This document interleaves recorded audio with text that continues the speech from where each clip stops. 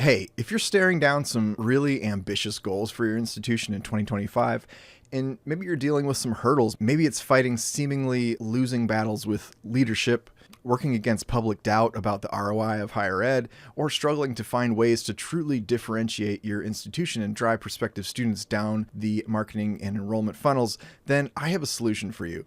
We'll talk more about this later in the episode, but for now, just know that my friends at Viv Higher Education are really doing some cool stuff as a higher ed marketing agency. And if I were responsible for marketing or enrollment at a college or university, knowing what I know about them and how they think, they would honestly be my first call, even before I called John Azoni at Unveiled for video storytelling help. So check them out at vivhied.com. That's VIVHIED.com.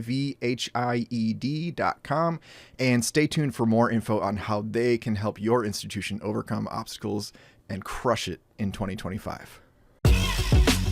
Hey, welcome to the Higher Ed Storytelling University podcast, a show where we bring together Marcom leaders from both inside and outside higher ed to give you fresh perspectives on successful organic content creation and strategy in higher education. My name is John Azoni. I'm the founder at Unveiled, a video production company working specifically with colleges on their storytelling and commercial video content. You can learn more about our work at unveiled.tv. That's UNVEILD. And if creating content that resonates emotionally with your audience is a priority for you, then you need to be subscribed to the Higher Ed Storytellers Digest. It's my weekly newsletter where we cover a lot of ground about content creation and strategy in higher ed. So sign up for that for free at unveiled.tv/newsletter. All right, let's get on with the show.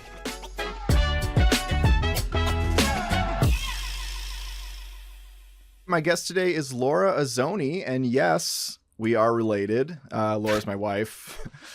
Laura Azoni, LMSW, is the Chief Clinical Director and founder of Sanctuary Services. For the past 15 years, Laura has specialized in trauma-informed care. She's nationally certified in EMDR, which is eye movement desensitization and reprocessing, as well as TFCBT, which is trauma-focused cognitive behavioral therapy. And she's also trained in ARC, which is a new term I haven't heard of. I learned it while I was writing this bio, which is attachment regulation and competency. And on top of that, she's a trauma and resiliency specialist in education and has hands-on experience helping communities recover from mass violence incidents. Laura, welcome to the show. Hey, thanks, man. All right. Good to see ya. Always good to see you, you know? Yeah. So we've been married almost as long as you've been doing trauma training or trauma stuff. So we've been married coming up on 15 years. I know. Trauma stuff is the clinical term. Yeah. For listeners, Laura was the very first fan of the Higher Ed Storytelling University podcast.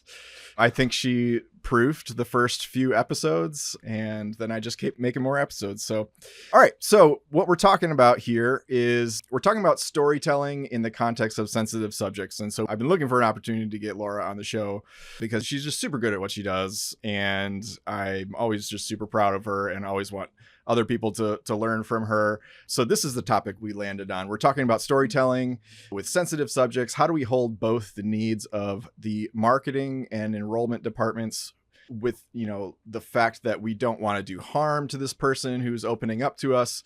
We want to respect what they're sharing, not make them feel like they have to tell us more than they're comfortable. All of these storytelling ethics kind of come into play. So like a real common scenario is the first generation college student. So listeners of this podcast will probably relate to that. There's a lot of desire to tell that kind of story. And so, but maybe they're going to college just, for the first time because they grew up poor and they might not be comfortable having a video on the internet exposing their whole family like that. Maybe you're talking to a student who had like mental health challenges or a survivor of abuse or has a disability. All these things we can use them in marketing and enrollment to show like how challenges were overcome and show transformation, but they're also personal and difficult to talk about. So not wanting to exploit that struggle for marketing purposes. So that's the tension we're balancing here. And on this topic, Laura, you always talk about this idea of both and. And I think we have a Christmas ornament that says both and. And so I think that's the overarching theme of this whole issue. Yes, the marketing department, enrollment, we have marketing enrollment needs. And at the same time, we have to hold this person's, sensitive, important story. Tell us about the concept of both and. Sure. Yeah. That Christmas ornament was actually just an extra from something I handed out at an organization I was serving when I had resigned from that space. And so it was something to just leave with them. It was something I referenced a lot, this concept of both and. And it is just exactly as you said, it's the idea of holding both. It's when two or more things can be true, whether they're conflicting or not. You can have, in higher ed, you can have fundraising needs and organizational goals that are more academic, and at the same time, care about the people you are working with or coming alongside or interviewing. And, on the other side of the stories and the testimonials you're likely creating, someone can want to share their story and have apprehensions and have, some activation come up as they're remembering certain pieces of it. And so it's just this concept that really applies to so many different circumstances, whether you're recovering from trauma, whether you're stepping out into transition in a new, college, educational, social experience. It's just this idea that you don't have to choose one side of where you're at, and you don't have to choose one side of where you're going and where your goals are going to land. It's just this freedom and this empowerment that comes from naming your thoughts and your critiques and your questions holistically, and with this idea of both and. Love it.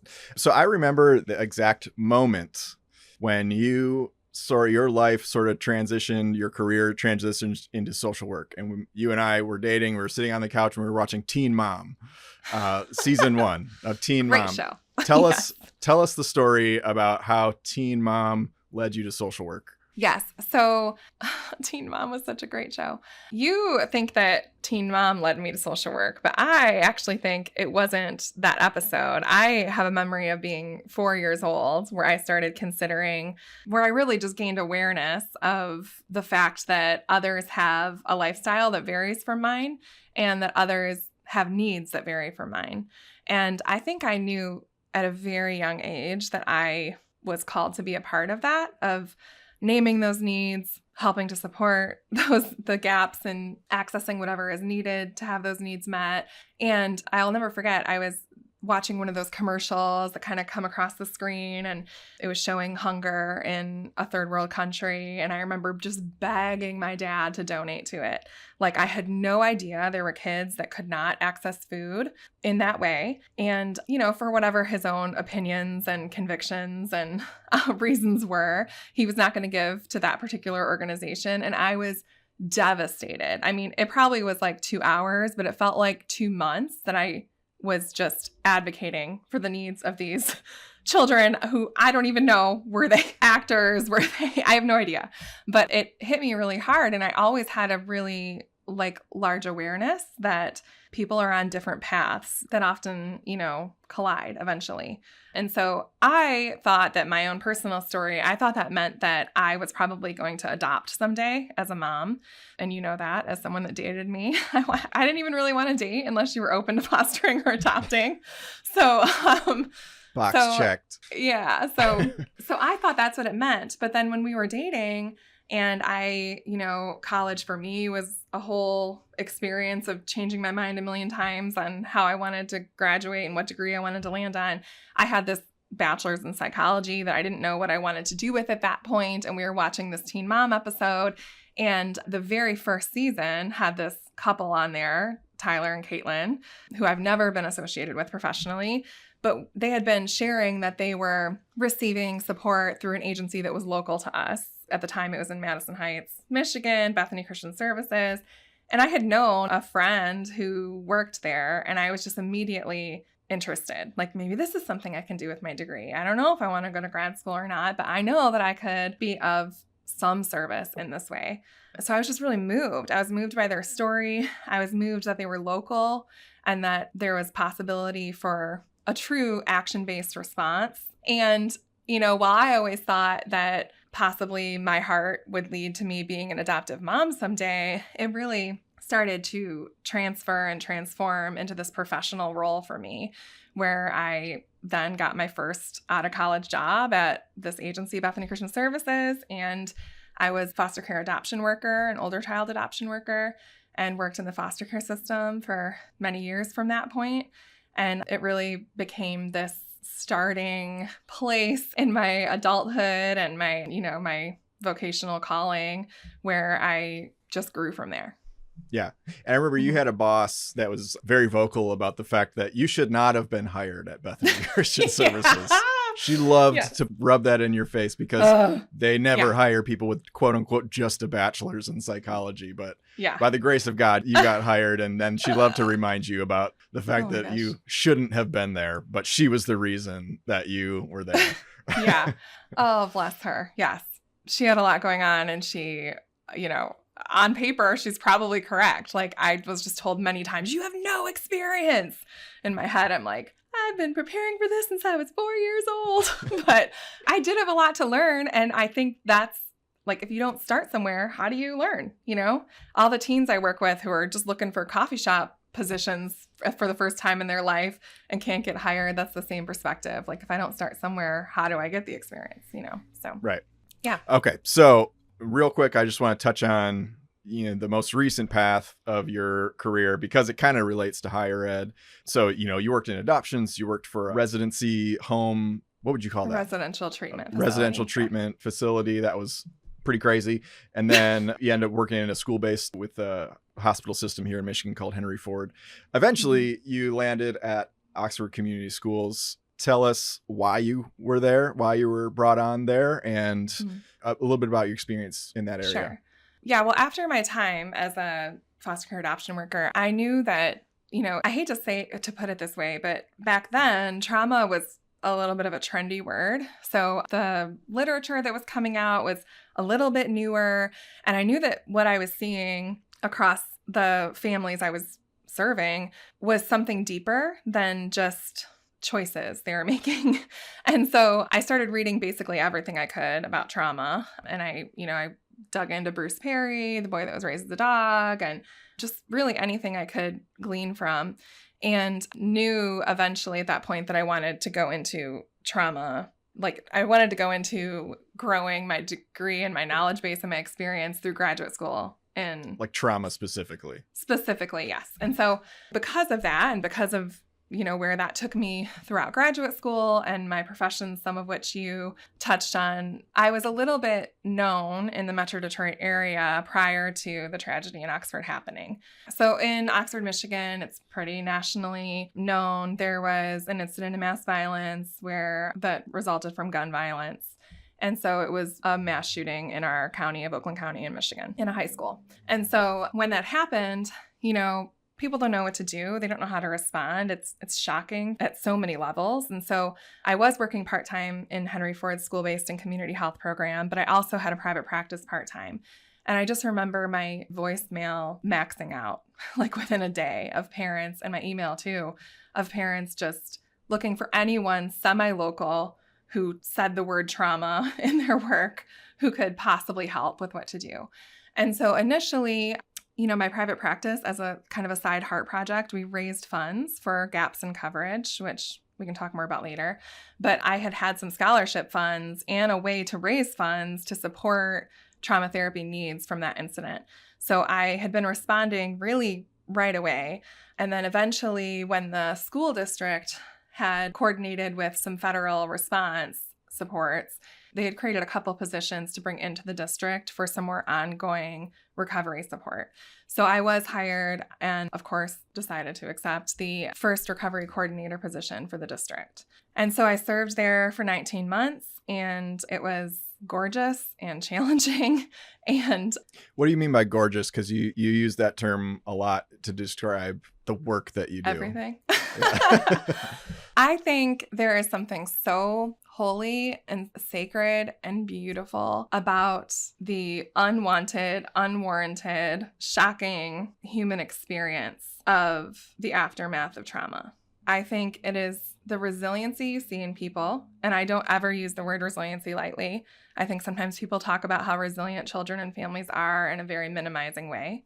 But the resiliency that one witnesses through the aftermath of mass violence and trauma in general, the gifts and awareness that evolve from the process of a human's healing, it's beautiful. It's constantly just puts me in a position of being awestruck when I get to witness the aftermath of these experiences, the healing of these experiences.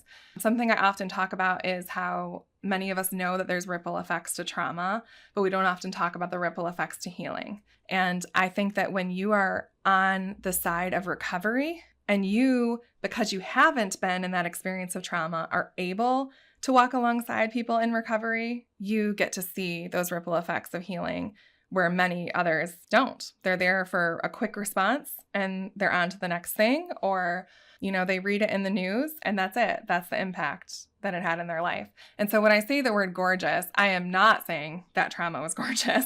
I am not saying there's anything positive about an experience like that. What I am saying is that part of my experience in responding in recovery has just given me more hope for humanity. And then there were other parts that were very stressful and very challenging and systematically frustrating. And I think that's really common whenever you have various pieces of a traumatic event like what occurred in Oxford and also what occurs in mass violence regardless. Mass violence is just a different monster. And unfortunately, some of those students experienced that incident of violence at Oxford High School and then graduated and went to Michigan State University and there was a shooting there. So, you think that this will never happen to me even once. And then here it happens. And then you go to a college where you're like, okay, that's behind me. And then it happens again.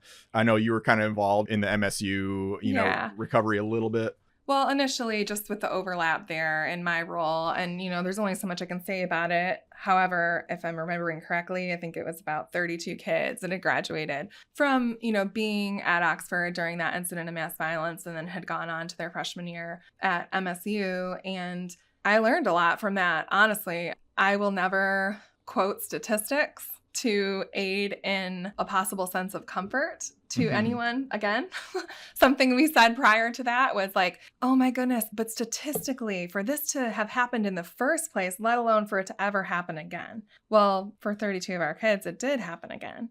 And also there was some overlap from other communities. There were a couple students at MSU who had been in other states while their high school was experienced an incident of mass violence. And so I'll never say that again. Is it still statistically low that would occur? Yes.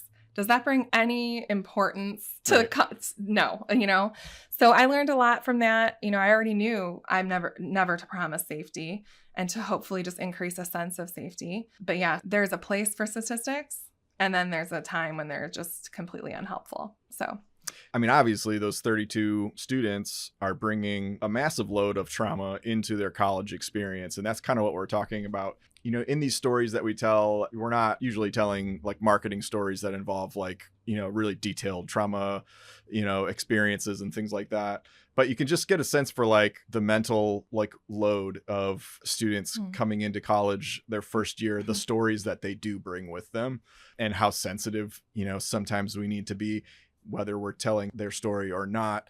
Yeah, I think that what's important to note is that the timing of something like Oxford also came right after the pandemic. So these kids already had a large mental load of just adjustment and transition and, different ways to engage with their support systems, virtually versus not. Yes. And then they're experiencing what is a quote unquote normal transition to college. And that mental load just continuously is burdened. But I think another thing to note is just the different levels of trauma that come from an experience like that, or really any experience. There's direct, more acute trauma. There's more complex trauma. So perhaps instances across many years or various instances of trauma across a time, because these kids and these families and these people, they have other stuff going on too. It's not like none of those kids in that school experienced a tumultuous divorce or, the loss of a sibling before possibly, or, there was just so many things that touched. Like some kids have that anniversary date of the shooting as their birthday. You know what I mean? There's so many aspects of it. So you have direct acute trauma, you have more complex trauma, and the acute trauma touches.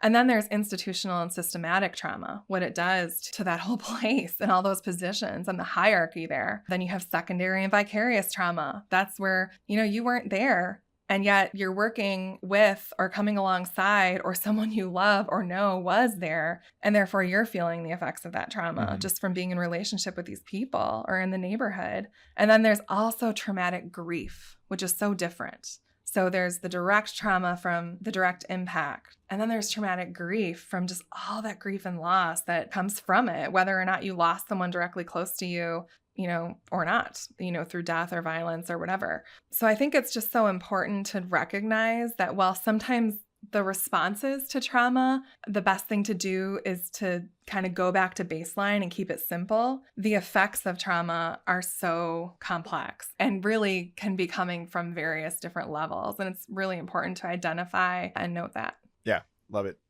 Well, I don't love it, but yeah, you know what I mean? I know.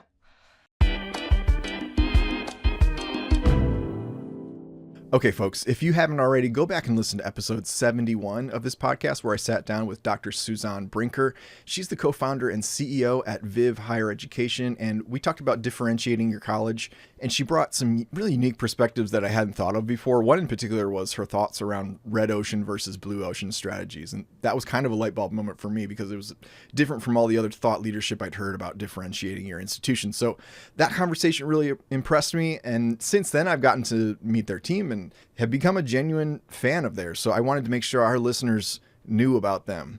Viv Higher Education is a full-service marketing agency specializing in enrollment strategies for colleges and universities. Their services encompass strategy development, enrollment management, content creation, media planning and analytics, and design, all aimed at enhancing lead generation, applications, enrollments, and retention, all that important stuff.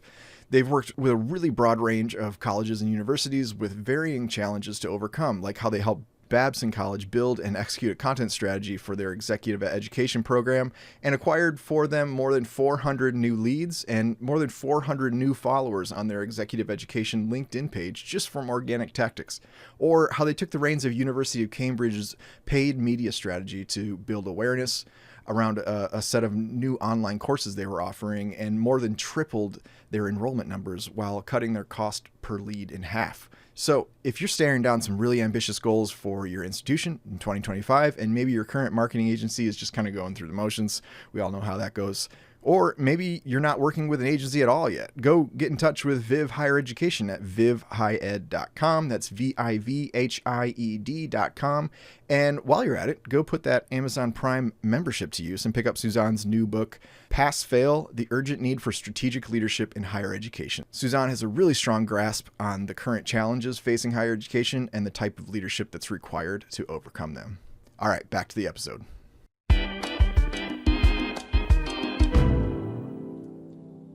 When we're making a video or we're interviewing someone for an article or something like that, there is this sense that like the interviewer is sort of playing the role of storyteller, but also therapist. You're sort of like trying to be very skillful in getting them to open up. Maybe it's not even a sensitive subject or there wasn't any trauma involved. It's just like, hey, I had a great experience and here's why. The job of the interviewer is still to like dig around and kind of probe and try to get them to open up a little bit and kind of come alive.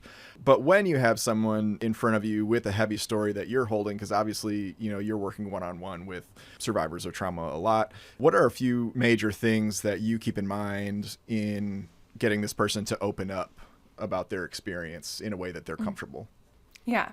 First of all, zero pressure for anyone in that role to be a therapist, just to remind yourself that you're not. And also, they're probably not expecting you to be, right? Because a therapist actually wouldn't do this type of testimonial often. And Right. So, yeah, just zero pressure there. But I hear and respect and resonate with what you're saying. You want to be creating this sense of safety, and you also want to encourage transparency for the common goal of everyone, including the person you're interviewing. And so, yeah, a few things that come to mind are, number one, just asking that question in the first place, putting yourself in a position of learning. So not going in, knowing all the things you think you know, even if it's just about setting up a camera or whatever. We all find confidence in leaning into what we're good at. But that position of learning is so calming for people. When you say like, oh, I read the notes of your story and I don't know anything about this. I'm just really honored to hear from you and to ask a question, not to be prying, but with this genuine interest of, I don't know. And like, thank you. This interest and this gratitude. I don't know. I'm in a position of learning because you have a level of experience that regardless of how long I've been working in this institution, I don't have. And so that just creates such a sense of safety when you're putting yourself in a position of learning. The other thing that comes to mind is having grace for others as well as yourself. So while you're in the midst of that position of learning. So, if something happens where, you just a couple minutes ago said, I love it. Well, actually, I don't love it when we're talking about mass violence, right? People say phrases all the time that they're like, oh my gosh, that was so dumb. Why did I say that? But you could just name that instead of making it this weird thing that puts this distance between you and the person you're talking with. You can just say, that was like the dumbest thing I ever could have said. When I work with survivors of gun violence, I'm often hearing phrases, they do it too, like, oh, just shoot me an email. Well, like the word shoot is so activating, or, ugh, shot myself in the foot or whatever. There's so many phrases that you don't think about that you might in real time either be unaware of or all of a sudden have this enlightenment of like, that was the dumbest thing I could have ever said right now. Just say it. Just say like, that was so stupid. Please forgive me. Like, so dumb. Let me rephrase that. Because your humanness and acknowledging your humanness is just going to be honoring their humanness. And they might say, oh my gosh, I don't care. Or thank you. That's like amazing that you just responded that way, So it's just, I would put that out there. It's just having grace for yourself as well as the person. And also, you could also start with that. Like, it's my intention to make sure that we are really supportive and sensitive. So if I say anything insensitive that I don't notice, just tell me. I can take it. I can handle it. I'm always learning. So those two things really go together. They might not correct you just because you said that. It doesn't affect them as much. Yeah, I think setting expectations is really smart. And I've learned as a videographer that is super crucial. It can help you get the result that you want. Sometimes when I'm saying, like, say we're just telling like a normal student success story, I'll get on the phone with someone in a pre-interview and just say, here's what makes like a good one of these stories. Like if there's kind of not just you saying I like the school of 5 stars, but like maybe you have a personal thread that connects to it, or it's just something else that's a little deeper. And then they usually go, oh, okay, I get what you're after. And then they kind of start telling me the real thing. And with the stories that I tell, which we'll get into an example in a little bit, of people that have experienced, pretty massive long-term trauma. And then I'm calling them for their pre-interview and they don't know me. And I always just come out and say that. I'm like, look, you don't know me. I'm like this random guy that you were told was going to make a video of you. And so I'm tasked with like being like, hi, nice to meet you. Tell me all the darkest moments of your entire life. So yeah, I think you're right. Just naming that up front is huge. Yeah, naming it up front. And then another thing that came to mind is just having a willingness to pivot. So you guys are creatives, right? If you're in a marketing department or you're contracting with a university in higher ed, there's some level of creativity within you. So, the structure is important and preparedness, right? To have some sense of safety, but married with like a few ounces of flexibility and creativity. So if something comes up where you're on the phone with that person and they're saying, oh, okay, I see what you're going for, but they didn't realize that before or whatever, maybe you need to pivot. Maybe you need to say, hey, I have a 4:00 open. Do you want to get your mind around that a little bit, or should we just go with it? Just kind of having a little bit of flexibility in the midst of that structure is going to create a sense of safety. The other thing I would advise is just realizing 2 things. Part 1, realizing that trauma truly does touch everything. And so does transition and change and adjustment, especially for college kids. So even if you're sharing a quote unquote normal college success story, college kids go through so much. It's often the first time they've been separated from their, whatever their family unit was, and the food is different in the cafeteria. And, just like there's so many different aspects of that transition. And transition is hard for anyone, let alone people who are likely still in the midst of some course of development. And so just remembering that trauma and transition touches so much. And so, the body keeps the score. There's that famous book out right now. There's attachment stuff coming up. There's somatic body experiences coming up. And so just thinking about the environment, their environment, your environment, sometimes adding a simple phrase of, do you feel comfortable where you're talking right now, even if it's virtual? I've had so many people be like, oh, actually, let me close the door. And it's enhanced that interview atmosphere, you know? Or I actually do keep hearing this, well, let me get my dog out of the room. They're distracting me, or whatever it is, you know? Or let me pick up my dog because I get a sense of safety.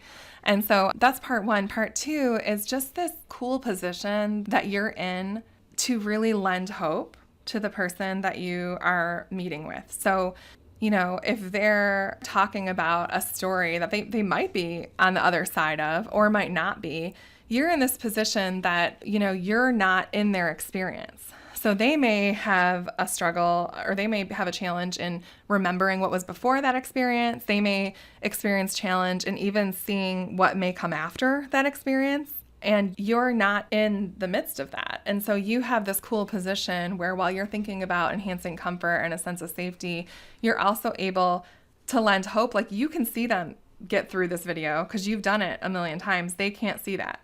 And so I think, you know, just saying like, what you're doing is great. And also, this happens all the time. And also, in 20 minutes, you're going to have already done this. This is pretty cool. Like, you can be empowering and lend a lens that is maybe cast wider from that creative, intricate perspective, but also that bird's eye view that they don't have. And it can really latch on to a sense of safety through that as well. And I think just as you're talking, I'm thinking about the book that you read and strongly suggested that I read called The Anxious Generation. And it's actually a very good book. You know, I'm like waking up in the middle of the night, can't sleep. And then I just like start reading this. I'm aware because you're waking me up as you move. Sorry. Okay. But yeah, so this book is called The Anxious Generation. Really, I mean, especially if you have kids, but anyone in higher ed needs to read this book because it's talking all about the environment that Gen Z grew up in and the dramatic shift that happened, you know, in technology and in their lives as we went to a more phone-based, you know, childhood instead of like a real play-based childhood, like free play. And so college campuses are obviously swarming with Gen Z students, and the amount of like mental health services, it said in this book, is like, I forget what the year was. Maybe it was like 2015 or something, where like the amount of taxation on, or like the amount of the mental health resources on campus were like overwhelmed, was like, you know, like 2015. It's like then all these kids coming in and it's just like everyone's anxious and everyone's depressed and everyone needs help. So even just like, no matter what the story, I think it's important to keep in mind that there probably is some element of like fear, like what is this video going to look like? What is this article going to say about me? Am I going to do this good enough? Am I going to look stupid? You know, all of that. Anyways, I just as a side note, like I think that's a really good book for people to understand the depth of like, you know, emotion and thing that students are bringing into college campuses. Yeah, absolutely. And yeah, mental health services have been overwhelmed. I mean, COVID alone, and then in our county, we've had now 2 instances of mass violence, but nationwide, there's been a literal shortage of clinical social workers. I mean, you'll see job postings, just Google it, and they've been out there just hanging out, hoping someone graduates with their degree because there's really no one to hire. So it is a true crisis. So what are some practical ways, because the other part about, you know, the role of marketing in college higher ed is sourcing stories. So what would be a way, if we were wanting to source stories of transformation that maybe involve some struggle, what would be maybe a way to invite people to share their story and to feel safe enough to like open up? Because, you know, it's not like, I don't think most people are going to be like raising their hand to be like, yeah, let me tell you, let me tell you all the darkest, you know, moments in my life. And now I'm here on this college campus trying to become a better person or something. Yeah, that's a great question. I mean, where I go to immediately is your college's counseling department. If you don't have one, that's a problem. And also, that would, to me, if I was just in a marketing position where I wasn't clinically connected, I would go through those experts. I would ask, you know, you don't want to grab someone in a damaging space where they're, you know, just ruminating on their struggles and they're not in a good position to be expressing, probably, most likely. But the counseling department might have a good handle, good perspective on who has had a true journey where this may be the next or a possible step in their healing and development. They might think that it could be a good possible next step for someone to share their story as a next place of empowerment and healing for them. And they would probably be able to give, of course, with all the releases signed and HIPAA compliant forms and whatever else. I think that that could be a good partnership for marketing departments in higher ed to also have some security on your end for like, where are these kids coming from? And, I just want to ensure that we're not doing further harm and that we can feel really open and excited about sharing how they've overcome. You could have kind of that buffer and that safety net in place for someone who knows them more intimately, possibly. Yeah, exactly. So I wanted to touch on one of the moments that kind of inspired me to get you on this podcast was when, for people listening, I have a non-higher ed client called the Joseph Project, and they connect human trafficking survivors to pro bono attorneys to get their records expunged. They get charges on their record from being victimized, and they need advocates in the court to say, hey, no, this person was a victim, not a criminal. Mm-hmm. In the process, I mean, those are some of the most, I cannot believe, the drama of what those women have been through. And that's where it's uncomfortable for me to like meet them for the first time. And more than anyone, Laura, that I'm not the best with my words, not the most validating. I'm not I've got a lot of stuff to work on. You're perfect. Yeah. So at one point recently, I had a call coming up with a survivor with a particularly kind of an intense story. And I asked if you would do the pre-interview and then just come on this production with me. Oh, look at you. Yeah. To do the interview. But tell me a little bit. And I guess what I'm getting at is what I really loved is how guarded this woman was. I mean, she was super guarded. She had been burned by a lot of people, taken advantage of, all this stuff. Here we are, a couple of strangers talking to her. She's got to tell her story too. And you just had a way about you in the way that you talked to her, in a tone of voice, and just like really like the word that sticks out to me is just like validation of her guardedness and like validation of all that she went through. I just felt like she just melted, and like she was like, oh, this woman gets it. I can trust this person. So what would, like, from your experience with conversations with her, like what do you think is key in those moments to like get someone to be like, get their guard to come down a little bit? Yeah. First of all, I hope that's how she felt. She was an honor to know. One of the things that came across to me is initially to not assume that the other person's agenda. So I think if I'm remembering correctly from that initial call, you had kind of a outline of what was going to happen. And she kind of came with some fears and concerns before we even jumped into it. Mm-hmm. And so there's that pivoting again, that openness to that structure mixed with flexibility. We had to really kind of like honor and let her know, hey, if you have an experience that is different from what we're expecting, like, you're the expert of your experience. And so we just took the space to kind of receive it, right? And just say, whoa, thank you for telling us where you're at. And, I think at one point she even said, can I know what you do have on paper about me? And we were like, yeah, let us look. I don't know, and is anything on here wrong? Should we change it? And, let's protect whatever needs extra protecting. And so I think that's the first thing. And what continues from that is just to consistently honor consent from the very beginning. So we already had her consent to do this interview, right? You invited me in. I think what I noticed right away is that she, rightfully so, was going to need to continuously give consent across the whole process. Right, totally. And we were going to need to continuously honor and or pivot from whatever consent she gave or did not give. And so as soon as we were able to say to her, hey, that's a goal of ours too, and we are going to check in with you every which way. And if there's something that you say or that you're uncomfortable with later, just tell us. I think saying, let's make sure what we have on paper is accurate. Okay, so you gave consent to do this. Now that you know what's on paper, do you still give consent now? And we're not asking that directly, but you're constantly reassuring. You're constantly assessing her comfortability with what she's giving, and you're constantly reassuring that you are going to keep assessing and checking in. And so, she was able to say specific requests, like, I don't want anyone else acting out the B-roll in my video. It's very important that it's only me. Yeah, Remember? she had some previous videographer that like Yeah. used like stock footage or something that was Yeah. like pretending to be her, and she was like really put off by that. So she was Yeah. making sure I wasn't going to do that. Yeah, but like you never would have thought of that. You would have been like, whatever, is creative and respectful, but that's something that's important to her.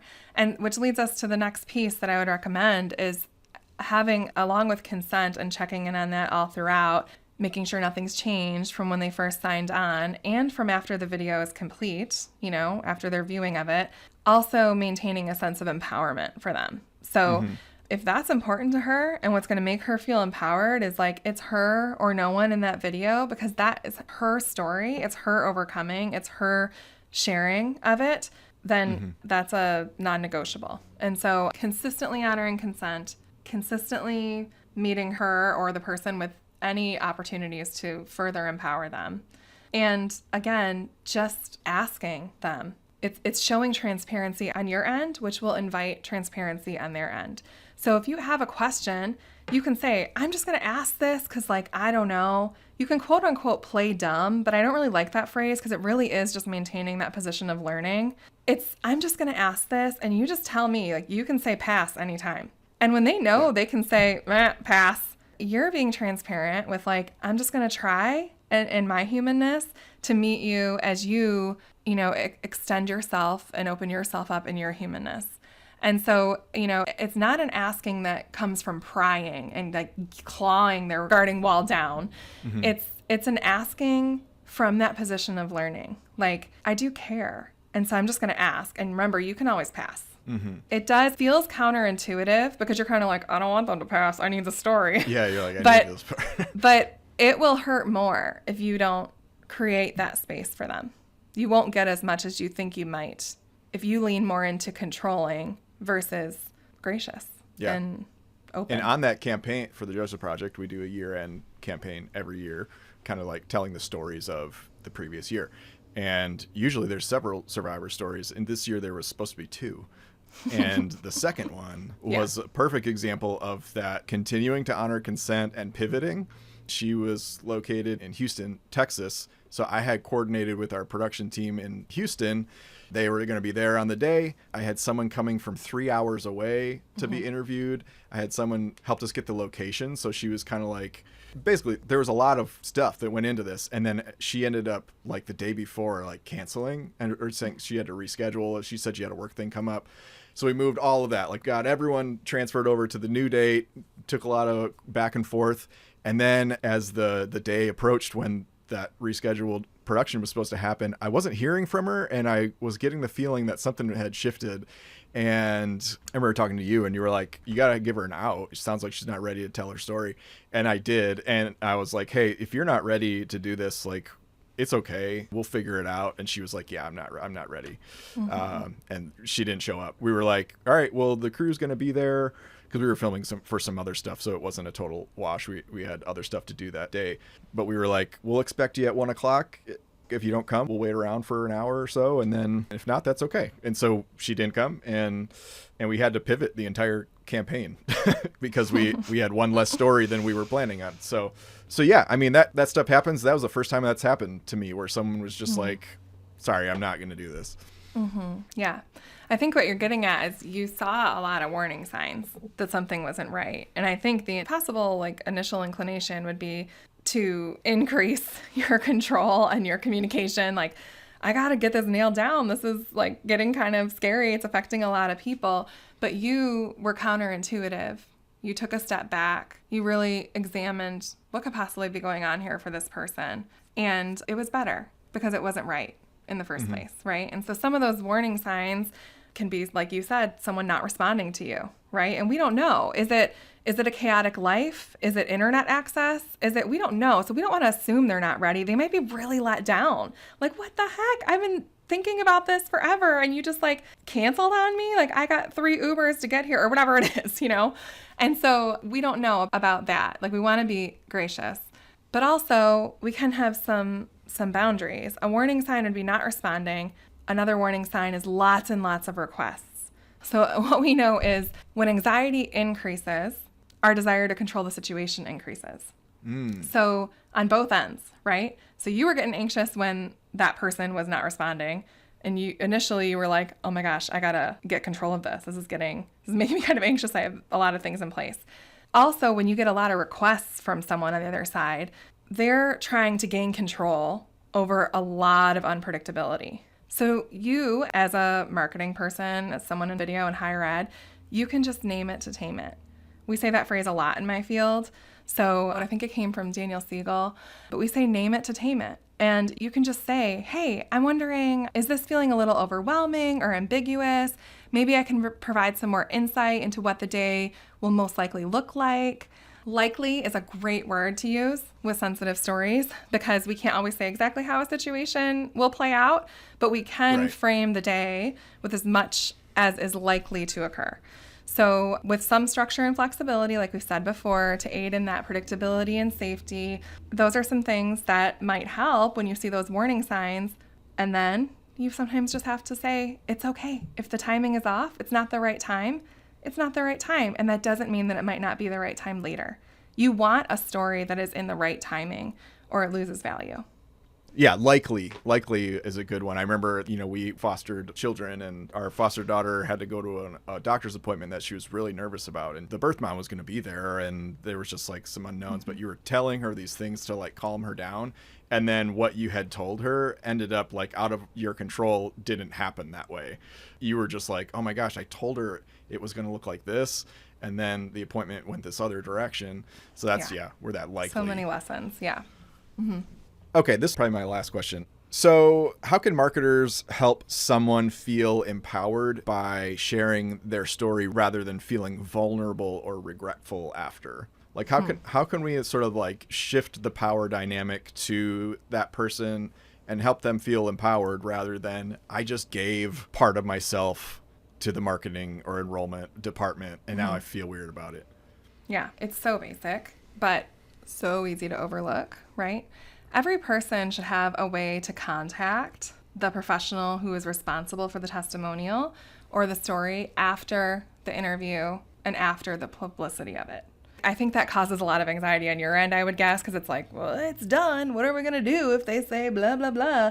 Right. But again, it's this respect. It's this mutual human respect for, it's not just thanks for letting us take whatever we could get from you for our own benefit. It's more of a partnership because hopefully they wouldn't be doing this unless they cared about the school, right? Mm-hmm. So, or the organization. So it's giving them this way, this continuity of care across all pieces of the project. And again, increasing the sense of safety with that communication. So, if they have a night where they're like, again, you can lean into those skills of they're asking me all these questions and it's already done. Hey, was there a part of this that felt overwhelming? Or is there a part that you're questioning? Just let me know. I'd love to review it, Or are you interested in some of the feedback that comes after you share? Because some people, have that, like that remorse comes from, oh my gosh, did people think that was stupid or did it not even help? Because I really wanted to be, contributing to the campus's goals. And so, that continuity of care through some communication, the option of communication would be really pivotal. Yeah, that requires that you actually share the video with the person that was in the video. Back to basics. Yeah. I had experience with a college where we did a video for them. And then I had to ask the subject of the video a separate question. And she's like, by the way, whatever happened to that video? I'm like, you didn't get it? Like, she's like, no, I've never seen it. It's been out for like 6 months. Yeah. Oh my gosh. Yeah. So probably well-intentioned on the school's part. I know things get really busy, and especially when you're launching a campaign and stuff like that. But, I just think that's super important to really pay attention to your subjects and at the very least, show them the video before it goes live. It can feel like another task, but it really is preventative. Would you rather be putting out fires later, or would you rather be preventative and have something be as whole as it could be when it's ready to launch? Yeah. Okay. So wrapping up here, I want you to tell our listeners about sanctuary services and the problem in our society that sanctuary, because you have sanctuary services with the nonprofit side, and then you have your clinical side. Anyway, I'll let you tell about it. No, go ahead. Yeah. Well, you are a big support of it and partner in it. So you probably could tell about it, but thanks for the opportunity. So my private practice is called Sanctuary Services, and alongside all of our direct clinical and trauma response, we have a partnership with an organization called Abide Ministries, and we raise 501c3 funds. We raise therapy scholarships for trauma therapy. So throughout this work and throughout my career, I just have experienced relationship with clients and patients who need care and can't access it. And I think that your mind easily goes to people in poverty who maybe have Medicaid services and just can't access some specialty services, but it's such a broken system at large. So while insurance can meet a lot of needs, there's often so many gaps in coverage. So whether people are not insured or have a coverage like Medicaid, they may also have what the world considers great coverage, like, any of the common insurances that come to mind. I don't want to call any out. But what happens is that often those insurance policies come with large deductibles or even copays. If you've actually experienced trauma, you have had some new or chronic deficits in your life that have made the ability to pay more complicated.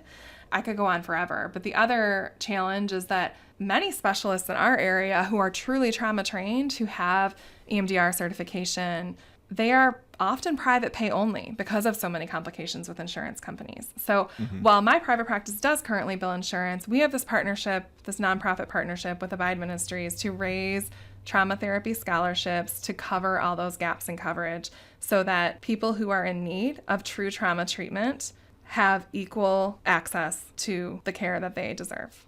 Love it.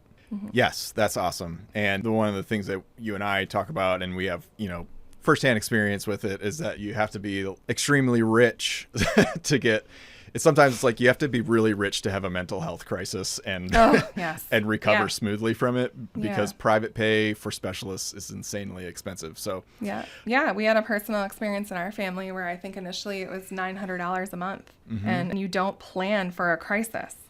So that is what is extra challenging. So where can people find you at? Your website? Where can people donate if they want to donate to scholarships? Sure, yeah. If you would like to partner with us through financially donating, you can do so at sanctuaryservices.org/donate.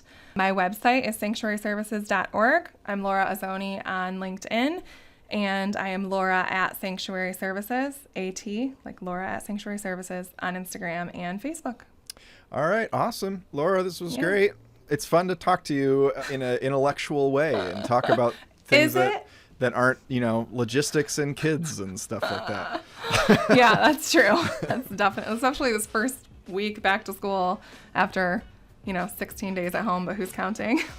Yeah, absolutely. Yeah. All right. Well, thanks for coming on the show. Love you. You're welcome. Love you too.